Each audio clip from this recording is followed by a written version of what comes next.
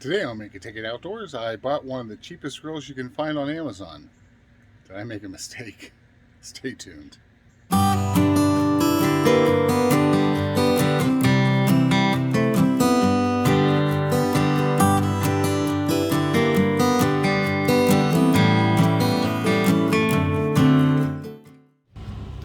Alright, so this is what I bought. The Plussino BE2000.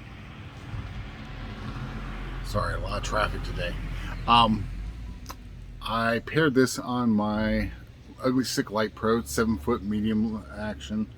I had my Acuna 3000 size reel on this, and the bail started getting really loose here. It would actually open up and close on its own. And so I said, probably need a new reel. So I got on Amazon and found this, and it was $20. I think I spent $21 with tax and everything. I was like, okay, this is gonna be kind of cool.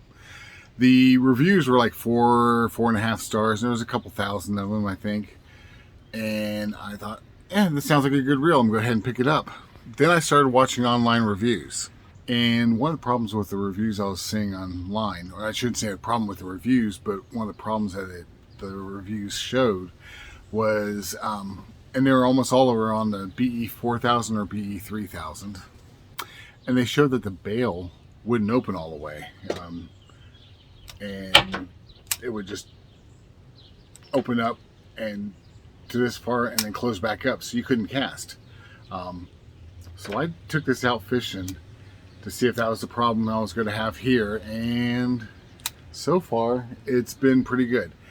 Now, when this, especially one reviewer was showing it, he almost every place he was putting it, it would go this far open and close.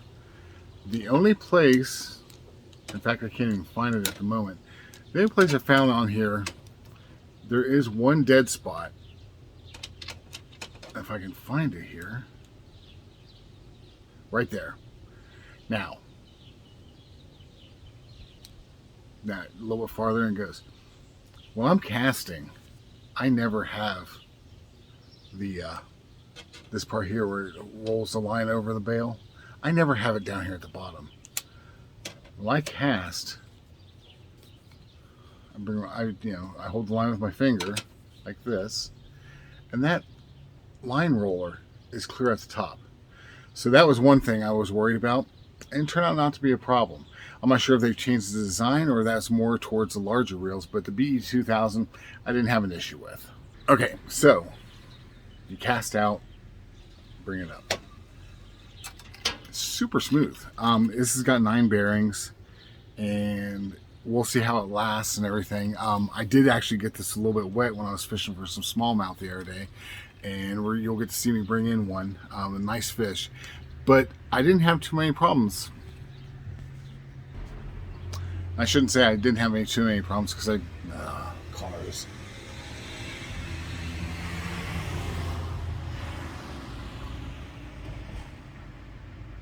So even with it getting wet, I had no issues with the reeling, and I got a lure or a weight on here so you can hear it. It's super smooth. You can hear the whine of the braid. I paired it with a 20-pound braid, and here's the there you go. Oh, it's upside down. Let's try that.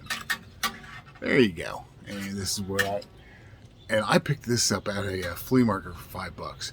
Again, I'm cheap. Sue me.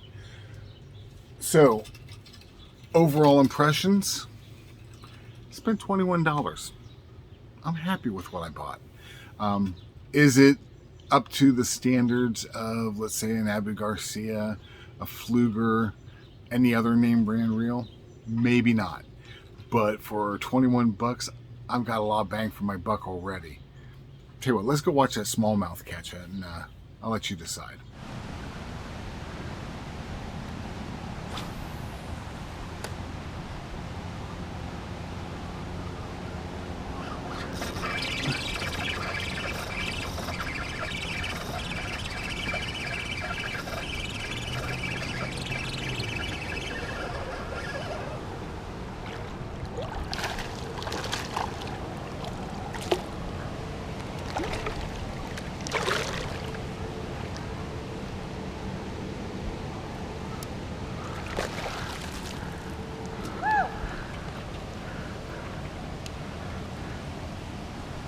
Oh, whew.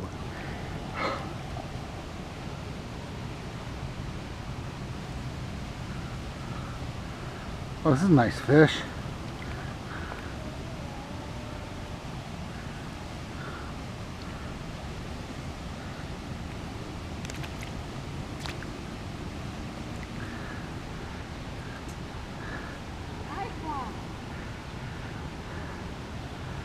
All right, buddy.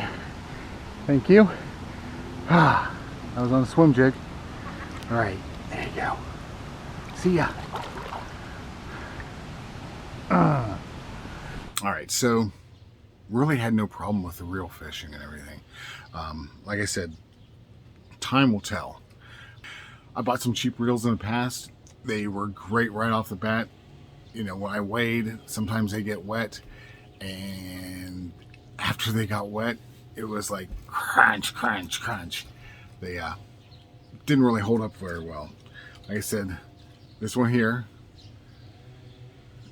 it's got wet, and I was pretty happy. It held up pretty good so far. Like I said, super smooth reeling. Casting, I was throwing a country mile with the lures I made. Shooting them clear across the river, I had no problem with that. I've seen people complain online that when you cast out, you know, it's a little hard to crank, but here's the problem with that part of the reveal. You shouldn't do that. When you cast out, and you should close it with your hand, not with the crank. I'm going to do a super slow motion to show why that is, because what happens when you use the crank, the way it whips around, sometimes you get a loop here on the line, and that will cause bird's nests. My wife was having so many problems. Finally got her to quit, because I used to do the same thing. I thought that's what you were supposed to do. And now we don't have issues with it. So final thoughts? Yeah, I'd buy it again. At least right now when I'm still in that honeymoon stage with the reel and everything. Let's make sure it lasts and everything. And I'll update as we go along. And that's about it. I know I didn't build anything on this review or this video, but you know, I wanted to show this reel in case anyone else is looking for a cheapie.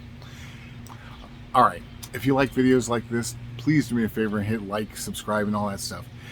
The reason creators ask for that is the more likes we get, and their likes and watch time are actually more important than subscriptions. But that tells the algorithm, hey, this guy's stuff must be good. People are watching it. People are liking it. And that, when you get those searches and you look up, let's say, lure making, that'll put me up there a little bit more.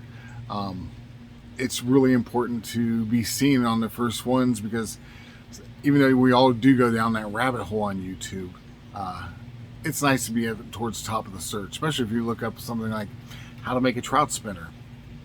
I got a bunch of likes on that one, a lot of views, and boom, it's starting to show up a little bit higher in the searches. So with that being said, I do appreciate everyone watching my channel, commenting, liking, subscribing.